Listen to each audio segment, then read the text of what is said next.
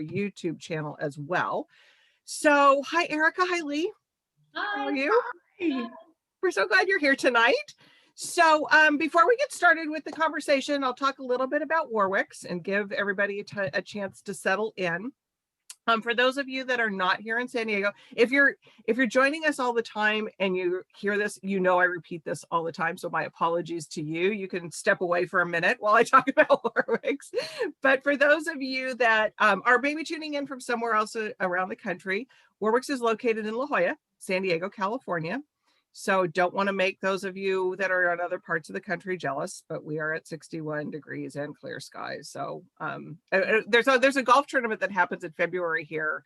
It used to be the Buick Open at Torrey Pines, and my husband and I used to be like, because it would be these beautiful skies in February. We're like, no, it's gonna be like moving here. Yeah. It's okay. Come on in. We love everybody. So during the shutdown, we shut down for about 6 weeks last March. But since then, we've been open for business. So if you are in the La Jolla or San Diego area, we would love to see you. We are taking everybody's safety into consideration, masks, social distancing.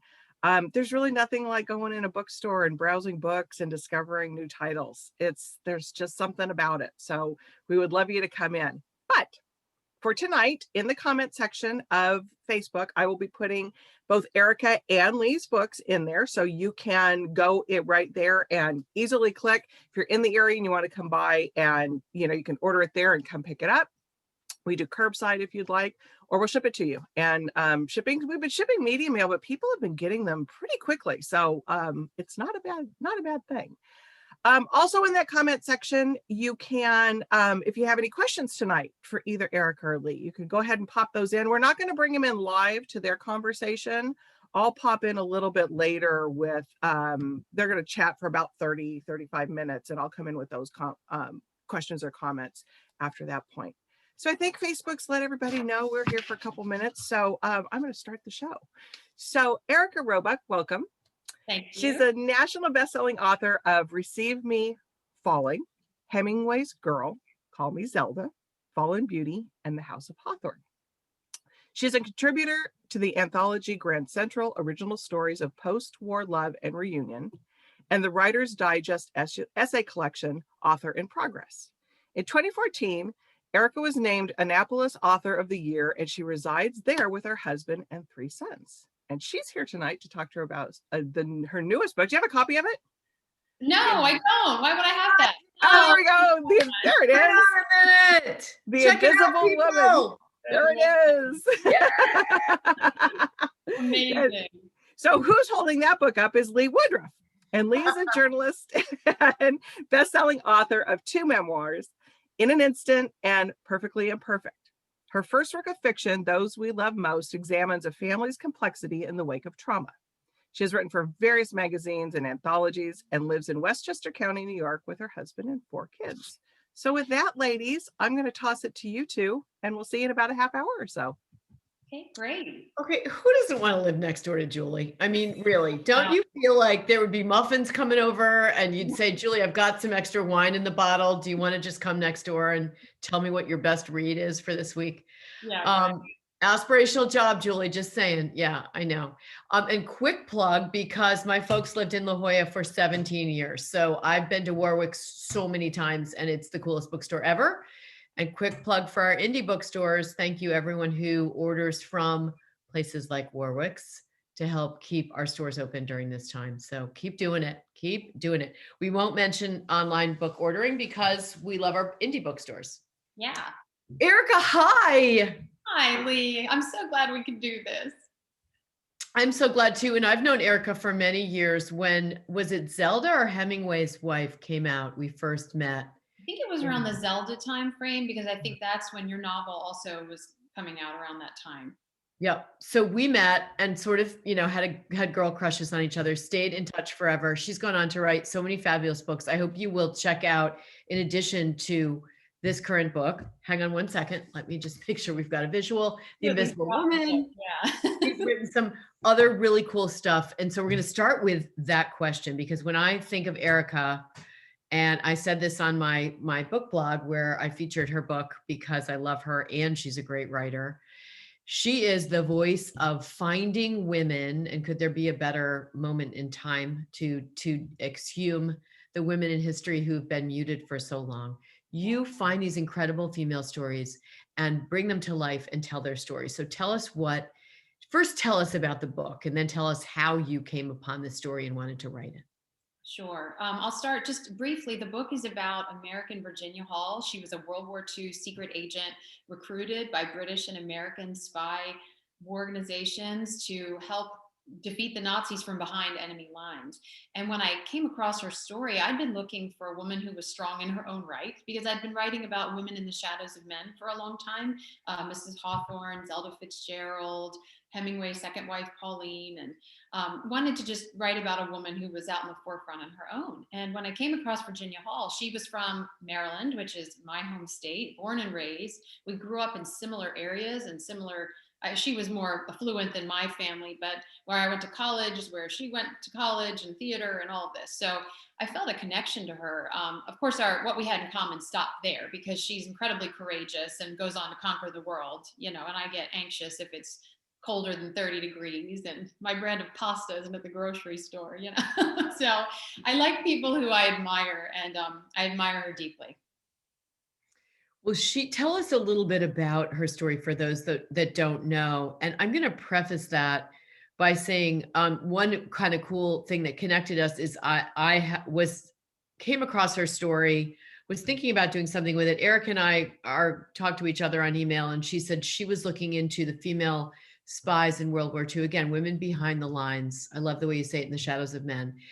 And one of the things that had prompted me was a friend who said to me, when his mother died, at her graveside, someone came up who he'd never met and told him that his mother had been a spy in World War II, shot at, decorated. She had gone on to quit, bake cookies, raise 3 sons who had no idea about her background. And Virginia Hall was such a similar person. Tell us a little bit about her.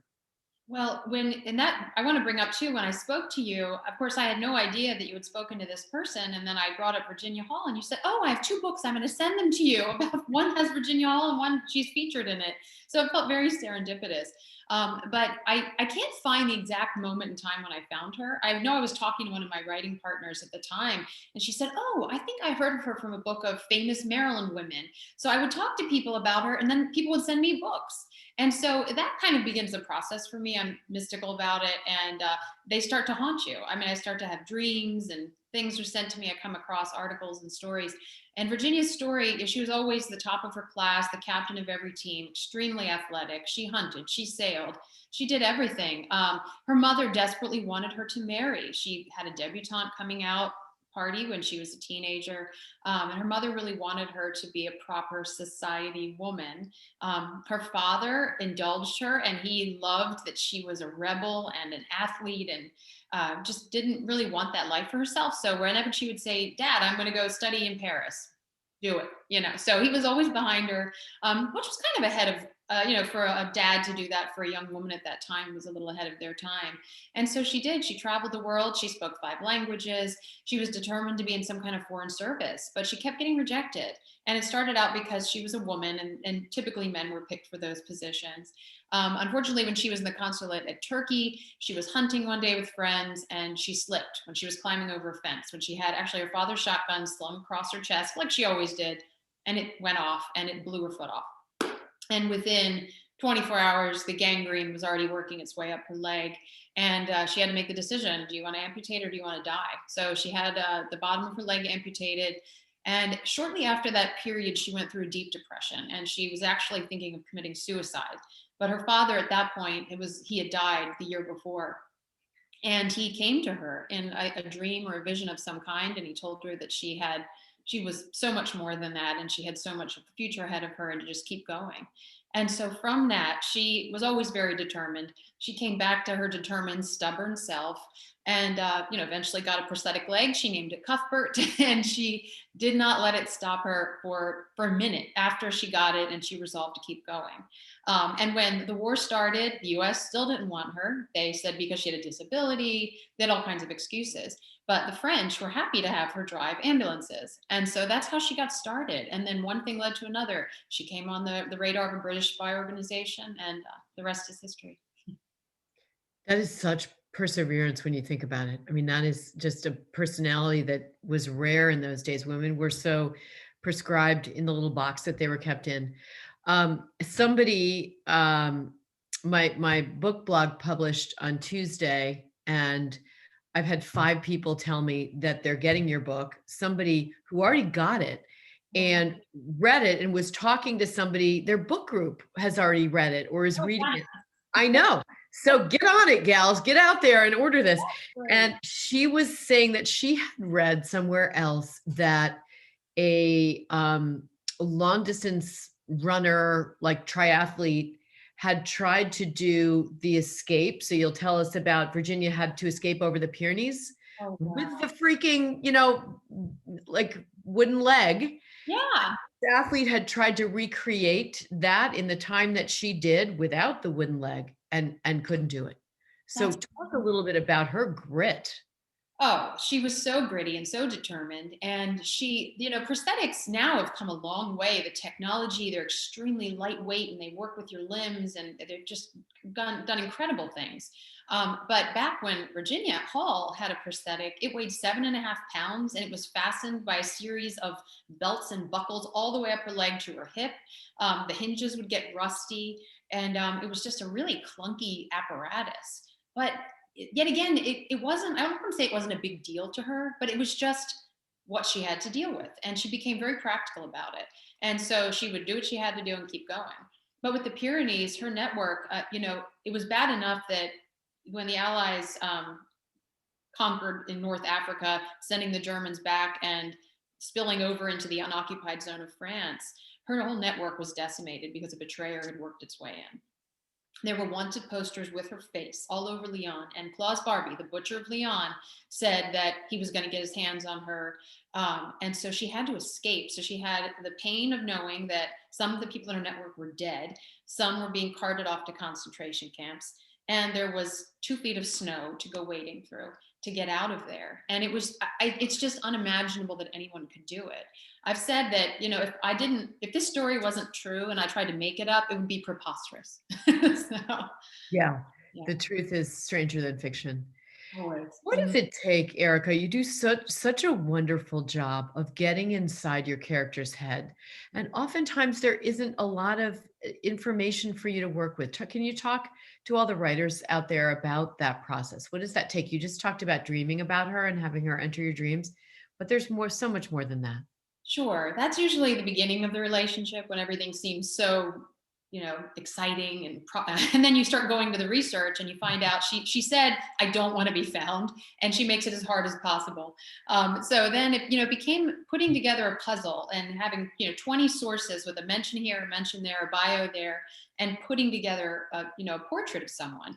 And she was a very difficult woman. She wasn't, she had contentious relationships, quite honestly, with a lot of the Maquis, the guerrilla fighters, for various reasons. Her niece called her intimidating and scary smart. So she felt very much on a pedestal and a little bit intimidating. But when I did start meeting with her niece, Lorna, who lives in Baltimore still, she brought out all of these family pictures. And once I could see family pictures, I saw Virginia smiling. I saw she had dimples, laughing. She had a bird on her head. And it was just a completely unguarded, unfiltered Virginia Hall. And that's where I really got to understand her character better. So putting together all of the research and then I was able to go to the CIA Museum, which was a phenomenal experience, National Archives at College Park. But really it was speaking to her niece that colored in all of the black and white sketches. So the things that make a book come alive and a character come alive are oftentimes dialogue. And you did such a beautiful job of making those moments feel real. Is that scary? Talk about that process when you're inhabiting somebody else and you're trying to recreate something that happened. But of course, a lot of times no one was there to transcribe it. She was a private person. How does that work for you? Well, if I can get my hands on any personal writing of the subject, I can start to harness their voice.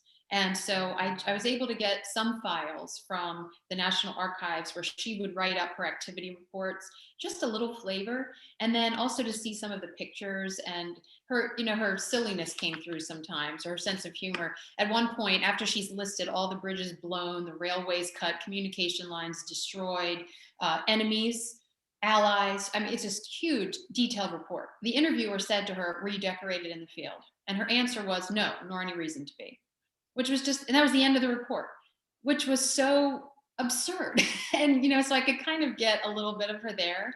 So that helped when I'm trying to animate the person in the story. But I really also, it's almost like method acting. Once I feel like I know them well, I have to say the dialogue out loud and just play with it and see how it sounds that way. That's a nice way to describe it.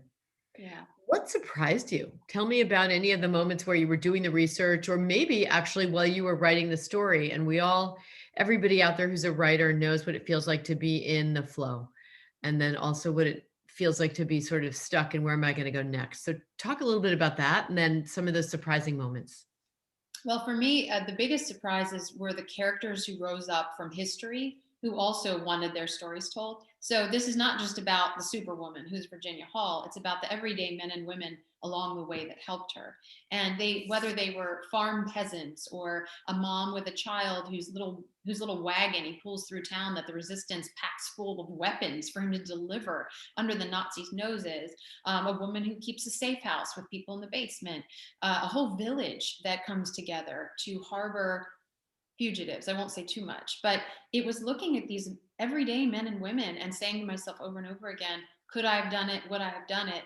And when those stories started to rise, they took over the story for me in a way, because they just showed that it was so much more. What Virginia did, one of her biggest talents, was getting people to work together for good, all different kinds of people. So she had to get them to trust her, which was a process, and also dangerous for her, because then she would get attached. And then when something bad happens, then you have to go through all that. So it was really remarkable to me to see what an incredible organizer of people she was, all different kinds.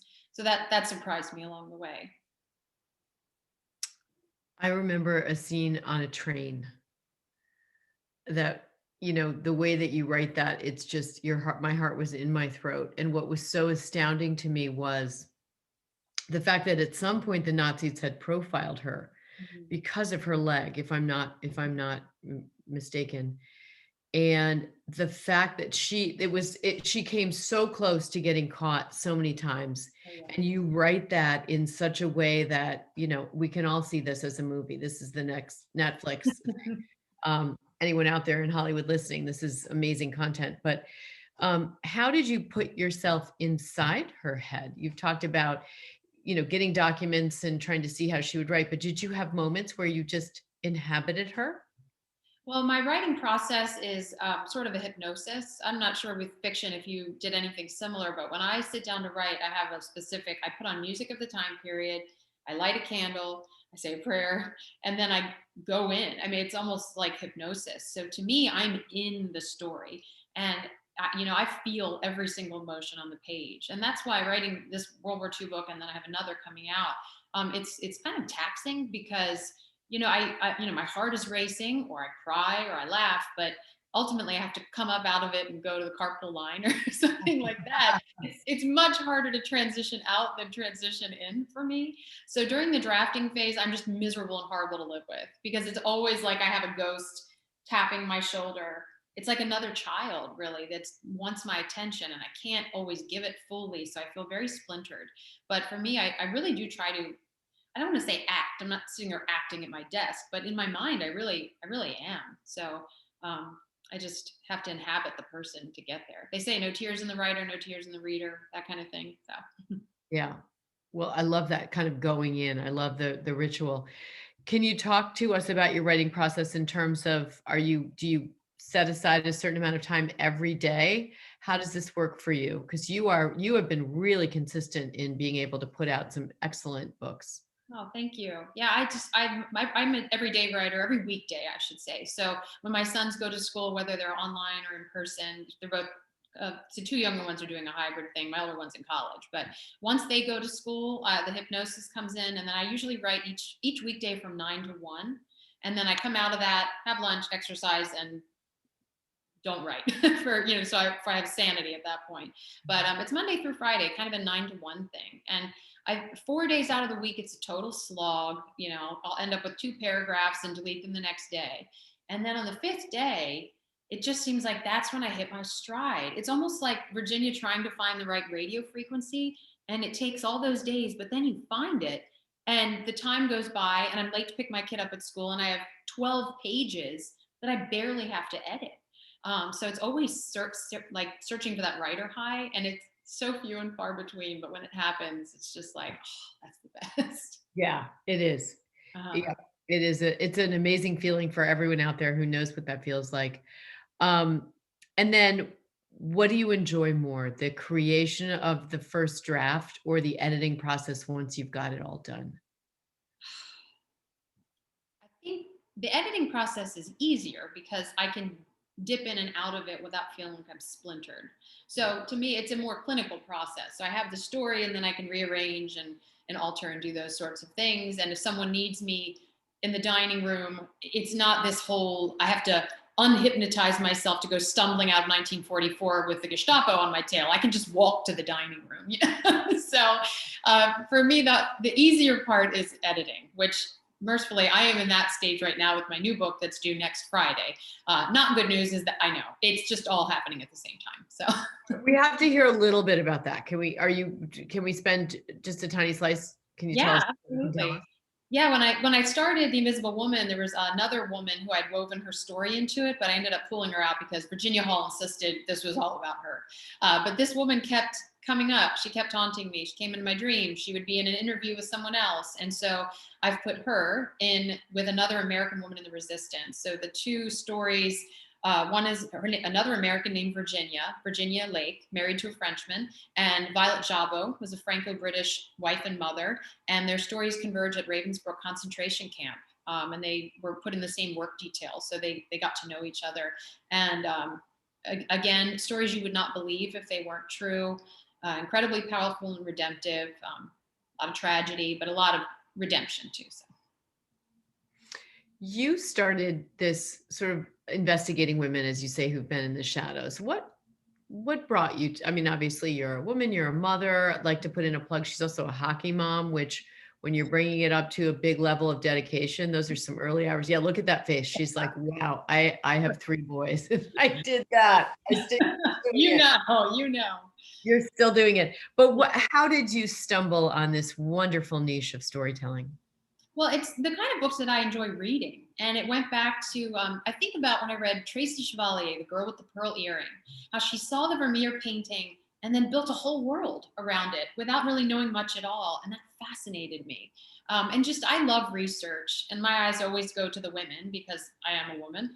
And, I think my mom and my grandmother were a deep influence on me because both of them were my mother especially was a woman who was very modest and very quiet and quietly, humbly did things in the background and didn't want recognition and didn't get it. But, I would like to see her get that. So I like to look for those women who are kind of hiding around the corners there.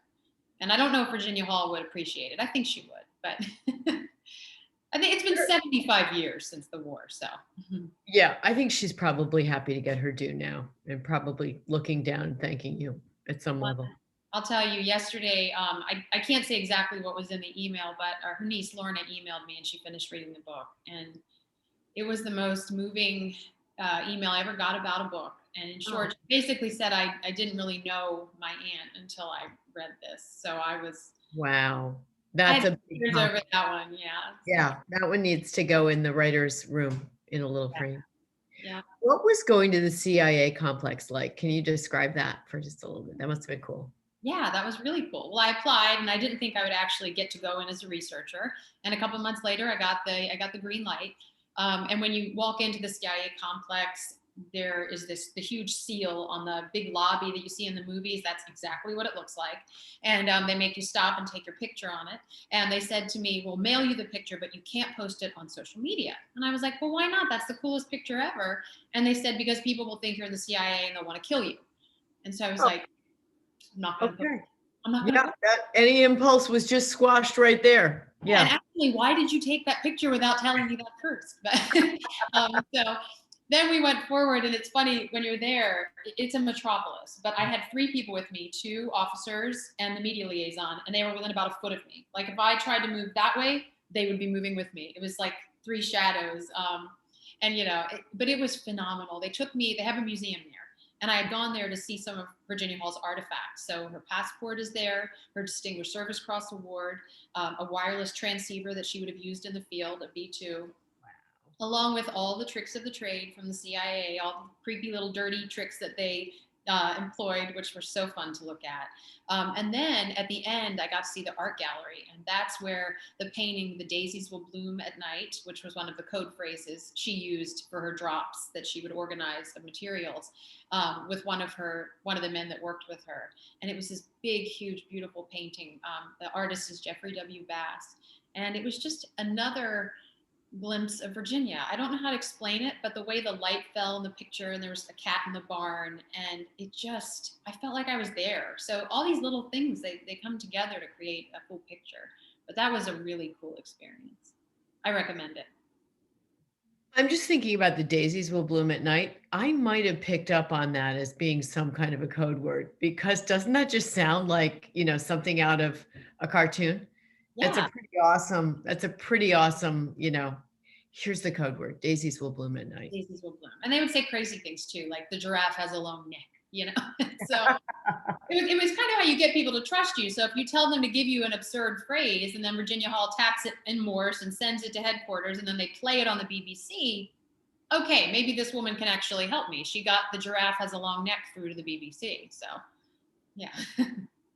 What were some of the things that you learned that you want to share with us? Just little fun moments and in all the research, and that made it into the book without giving it away. Yeah, well, I think I had to include an author's note at the end, because I fell so deeply in love with every character I decided to include, every person, that I had to put them in the back. So for me, as I was doing this book and I was coming into contact with the other SOE and OSS agents, I just wanted to write about all of them, because each of their stories, they're all so different.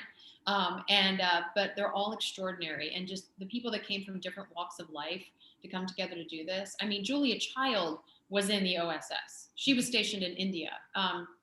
Ernest Hemingway worked for the OSS. So there were all of these different people that went through, and they each had their own fascinating reason why. And sometimes things worked out well, and it was sad for the women in the field, because so many of them died and so many of them were caught. Virginia Hall was given a life expectancy of 6 weeks in the field as a wireless operator. So that's what she was sent, knowing, okay, I'm going to be dead in 6 weeks. This is what I need to accomplish. And she went anyway. So there were lots of people like that. And can you tell us, without giving the story away, how long she actually was able to stay undercover and do her work? Yeah, so it ended up turning into about 4 months. And then the liberation came. So it was, from where she was, but I'm not giving anything away. You know what happened. That it happened. Anything away. Yeah, you can know the end, and it's the story. It's the journey of the story and the telling, and that's what a good book does. Everybody knows famous stories of what happens, but it's how you put it together, isn't it? There you go. Yeah. Julie, I was just going to say, maybe we've got some people who have questions, and we need to turn it over. Julie, do you have any muffins or wine for us? I'm just both. I'll take both. Right there. They're in the kitchen. Always have alcohol. Come on now. Due to the pandemic, yeah. My kind of gal. Maybe a little stronger than wine. Just saying. Okay, I'm with you. Just saying. And one of my coworkers is on here with me too. And yes, I do love to bake. It's one of the things that I do at the store. And yep, you caught me, Lee. Erika and I will do a field trip when the pandemic's over, and we'll come out. 100%. You guys need to. Honestly, it would be so fun to have both of you at the store. We're getting some great comments online. Lee, you're a fantastic interviewer. This has been fantastic. So we've done this before or something, right? This might be. Well, the subject makes it really easy. And that's nice.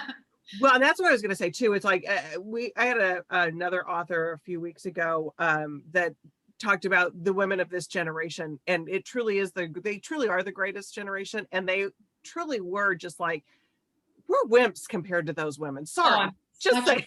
I'm such a wimp. I think of Virginia Hall. I have this picture of her like this. Most pictures of her are like this. And I look at it whenever I want to complain about, my paper cut or whatever. Right. So. Yeah. Or like not being able to, like you said, late to the drive up line or what, you know what I mean? It's just one of those things where we just like go, oh my God, these women might, like, I think of my grandmothers and they were just like, they came from the old country. It's just, that was a really good generation of women. So we do have some questions. So, and the story about the CIA was fascinating. I mean, that was.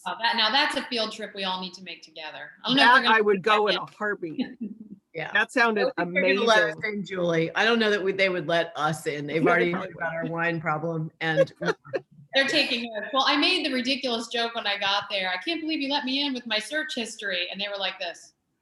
Yeah, they probably weren't laughing. Yeah. Not at all. Going through TSA and making a bomb joke, Erica. That was not cool. Yeah. Crashed and burned, like 2 feet in the door. Yeah. But it's true though. I think about my search history and it's like, well, when you research World War II, you see some terrible, terrible things. So. Yeah. Just my personal history might not let me in. No, just kidding. That was 70s. I'm telling you, that's stuff that happened in the. More interesting, Julie. Okay, so Janet wants to know, how is your book different from A Woman of No Importance? Oh, it's very different. A Woman of No Importance is a fabulous, meaty biography. So every detail of all the missions and before and after. So during her time in this, all the way through the CIA. That beautiful biography came out, I think last year in hardcover and just came out in paperback. Unfortunately, it was not out when I was writing my book, it would have been very helpful actually if Sonia Purnell had published it much sooner, but that's okay. We'll forgive her. But yeah, it's a great biography. So in that, you'll get the facts of everything. And in The Invisible Woman, you're getting a story, you're getting a novel. So it's more of an emotional journey, the emotional truth. It's set up as a hero's journey. So it goes from, stop to stop. And it's really about a woman finding her identity under the many, many false identities that she has. And along with coping with a pretty heavy duty stress, survivor guilt and post-traumatic stress. Yeah, incredible. Okay, so then Arlene has a question. Oops, sorry, Arlene, I always have to go to another screen here. Okay, so she would like to know, now that the book is, there's a couple questions in here, so bear with me.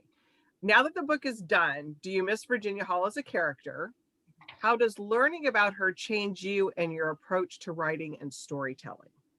Oh, I miss her terribly. When I finished with these books, I know Lee, I'm sure when you finish with your characters, they just feel like family. And every time, and I have little songs and signals. We have like a song, and this is ridiculous, but as soon as I started writing the book, these two hawks started hanging around my writing window. So I call them Virginia and Paul.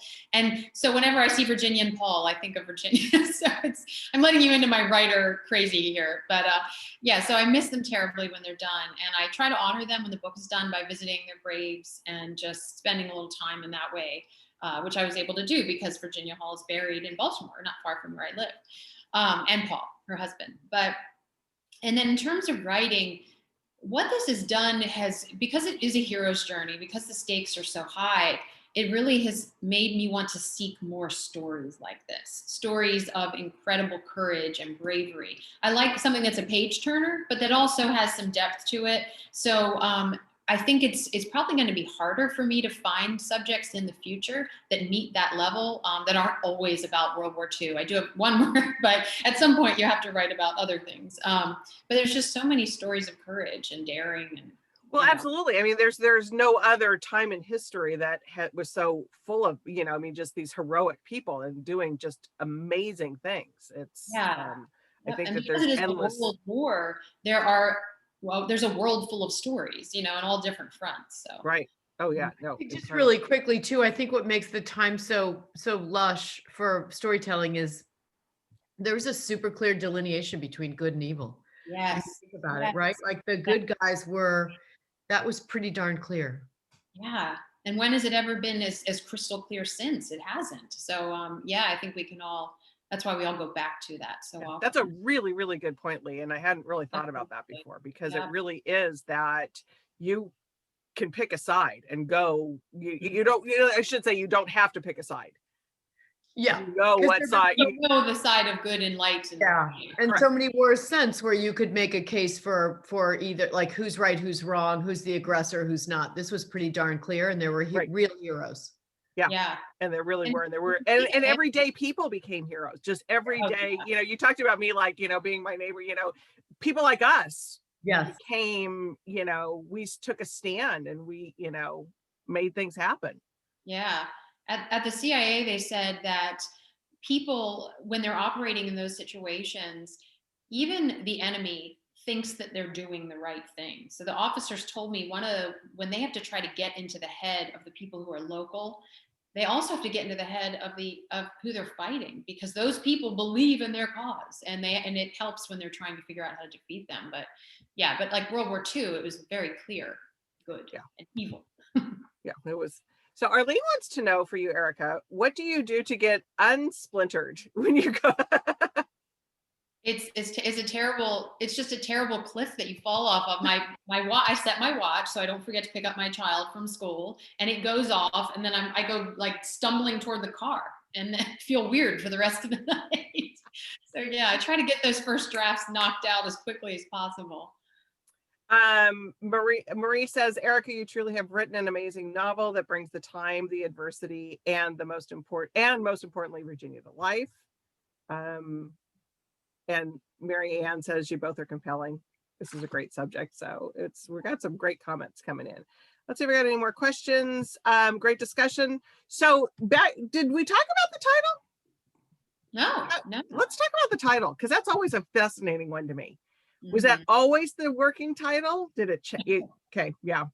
No, there was many drafts of the title as there were of the book. It started out as it started out A World Ablaze many moons ago.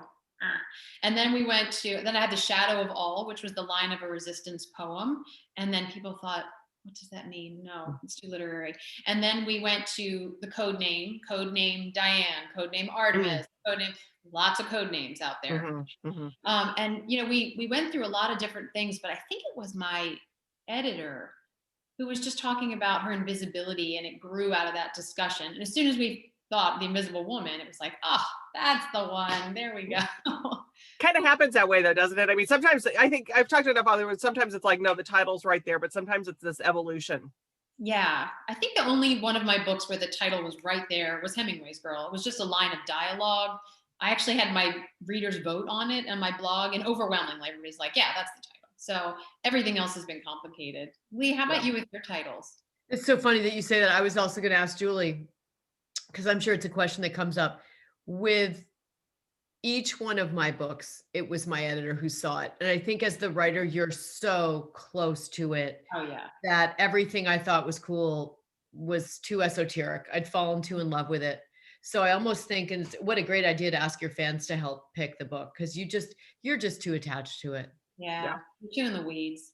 Yeah. And I mean, there's all the marketing stuff that goes along with it too, that everybody, I mean, there definitely is, but from the bookstore standpoint, simple is better. Yes. When it starts getting too many things going on, it's like, people forget. Yeah. I mean, and as popular as Where the Crawdads Sing is a book, you can't imagine the iterations that we get. The crawfish book. Yeah, there's some there's some birds singing. There's it's like orange. So even though you think that something that's like, oh, it's amazing the iteration. That's what's so fun about being a bookseller though. Sometimes it's like we're detectives and we'll find that book for you. Blue, yeah, okay. Blue the cover. cover itself, the cover art though, I will say they nailed that first try. The only thing tweaked was the direction the grass was waving. Oh yeah, and the planes. It was really good. Yeah, it's a really give another shot here for everyone in case you're walking in Warwick's and you can't remember the title. Yeah, and I love the way that her back is turned, because for a while there were a lot of books where there was like a leg and a dress and Yes. Then we had the profile for years. Yep. Yeah. Now back of female says historical fiction. Nothing says it better. Now we panned up now though. But I like I said, I love the planes, the shadow of the planes. That is really, really good. Okay, we are, I think we're going to wrap up here. So let me ask you a couple quick questions. Lee, you mentioned earlier that you have a blog. Is it a blog or a podcast that you do? LeeWoodruff.com. Every Okay. month, I just, for out of the goodness of my heart, I don't have any interest in turning it into anything big, but I just read and get a lot of galleys, and I decide between fiction and nonfiction and historical fiction what I like, and then my readers like too. So come and subscribe, see it. Erika's book is front and center Love this it. month for very good reason, but it's just me. No one can buy me. It's my own opinions. And So I love Great that. And series. that's worth gold. It's just like when you find somebody that has a good voice, that has, that you trust their recommendations and you trust the kind of reader that they are, those kind of sites. So everybody go see Lee, because I have a feeling she's Well, got You some can good tell, recommendations. you read the recommendation, you can tell it's a personal, oh, this is what I thought of when I read this and all of that. oh, I love it. It's a labor of love and it does take a lot of time, but it's my enjoyment for Yeah. everything. So thank It's you fun. for asking, Julie. Yeah. Yeah. And then Erika, for you, what form of how do you like to engage with your people? I dabble a little bit everywhere. You can most often find me on Instagram or my Facebook author page where I can interact in comments and so forth. And is it just Erika Robuck? Yep. And then my website is erikarobuck.com. My email address is on there. I answer emails. Sometimes I probably won't answer it till March since my new book is due at the end of February, but I'll answer every email. So yeah, any questions you have about the book, anything at all. Yeah. And I forgot earlier to thank Lauren and everybody on your publicity team for putting this together. We at Warwick's, I personally love these, and I know that our customers love them. And so thank you to them and to both of you for joining us tonight. Thank you to both of you.